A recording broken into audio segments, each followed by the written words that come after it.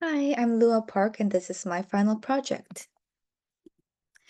So I'm gonna introduce the kid. Her name is Hannah Kim. She's 10 years old, which is fifth grade, and she's female and Korean American. So her parents immigrated from Korea to America. That makes her second generation. Um, she lives in Gainesville, Florida, and she has father, mother, and an older brother. And her parents are pretty supportive and stable, and they care about her education. And they use both Korean and English at home, and Hannah is more fluent in English. For community life, she participates in cultural events and services at the local community Korean church, and she's active in Girl Scouts and community choir. For school life, she attends a public elementary school and has a few friends, but finds it difficult to maintain broader social relationships. And her teachers note that she often daydreams and has a hard time completing tasks on time. And she has unique abilities. So she has ADHD, which is attention deficit hyperactivity disorder. And she has predominantly inattentive style, the type, featuring distractibility and lack of focus. She also finds it difficult to pay attention in schools and play activities, and she often daydreams or not listens when others speak to her directly. She often forgets to bring school supplies or loses them since her stuff is not organized. Also, for ability and functioning, she's above average intelligence but struggles with task completion and organization. And she performs well in one-on-one settings or social, like small groups, but gets easily distracted in larger classes.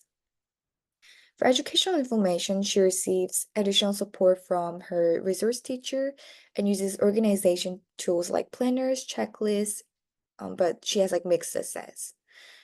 And she has IEP in place, focusing on organizational skills and attention. Also, for educational needs, there are two needs. Like, first one is academic needs. So she needs like structural environment with minimal distractions and clear and concise instructions from teachers. And also the use of visual aids and organization tools to have her focused, and regular check-ins and reminders to stay on task. For social needs, she needs support in building and maintaining friendships, like they can use social emotional learning and opportunities for positive social interactions. And also guiding in managing social expectations and cultural sensitivity and inclusion in school activities.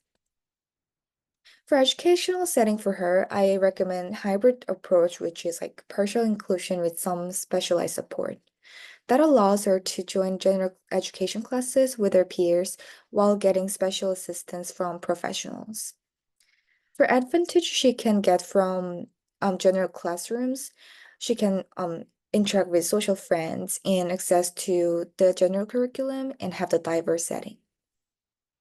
For extra support needed to reduce her inattention and organizational challenges, she needs additional help with dealing with distractions, finishing tasks on time, and understanding social cues and relationships that are hard for Hannah in general classrooms. For my personal reflection, I thought IEPs are pretty effective practice. They involve like developing education plans for each student with a disability to meet their specialized and unique needs. They're also individualized, goal-oriented, and constantly reviewed. And the collaborative efforts by parents, teachers, and professionals for like interventions, enable to address students' areas for growth and lead to better educational outcomes. There are still challenges of like inclusive education, lack of resources, insufficient teacher training, and large class sizes make it hard for schools to have inclusive environment. There are factors like socioeconomic disparities and underfunded schools as well.